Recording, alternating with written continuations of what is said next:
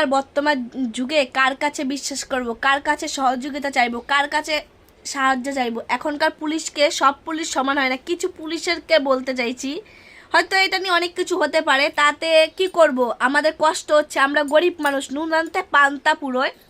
তো আমার হাজব্যান্ডের গাড়ি পরশু দিন 30 তারিখ অ্যাক্সিডেন্ট হয়েছে।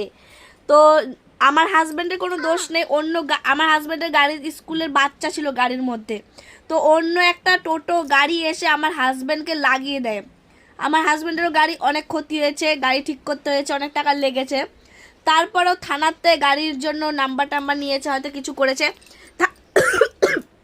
থানার থেকে ফোন এসছে, তারপরে আমরা গেছি। যাওয়ার পরে আমার হাজব্যান্ডকে পার্সোনালি ডেকে টাকা চাইছে 3000 টাকা। তো এখন কাকে বিশ্বাস করব? পুলিশের কাছে যাব আমরা সাহায্য চাইতে, তাও টাকা ছাড়া কিছু হবে না।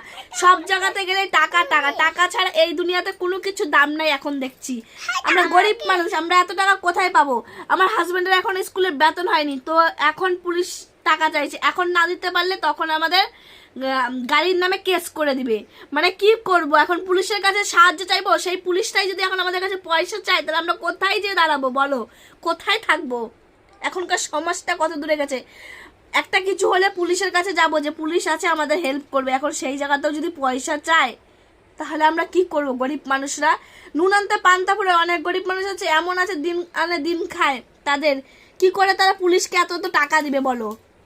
ঘুষ না দিলে এখনকার কিছু হচ্ছে না, এখন সব ঘুষে চলছে। নিজে ডাইরেক্ট নিচ্ছে না, এর হাতে ওর হাতে বলেছে ওই বাবুর সঙ্গে দেখা করো, ওই বাবুর সঙ্গে দেখা করো, ওর সঙ্গে দেখা করো, এইভাবে পয়সা নিচ্ছে।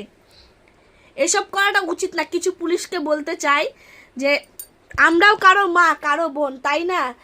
আপনারা এইভাবে পয়সা নিচ্ছেন লোকের কাছ থেকে, আমাদেরও সংসার আছে, আমাদেরও ঘরে নুন আনতে পান্তা পুরোয়। আপনি তো আগে দুষ্টা কার দোষ কার গুণ সেটা তো বিচার করবেন, বিচার করার পরে আপনি পয়সাটা চাইবেন, ঠিক আছে। তো আপনি ডাইরেক্ট যদি পয়সা চান এভাবে, আমরা কোথা থেকে পয়সা দিব?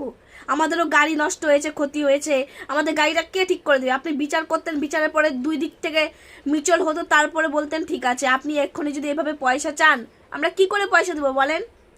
আমাদের নুন আনতে পান্তা পুরোয়। আজ আমার ঘরে কি আছে না আছে তা জানলেন না, কিছু না।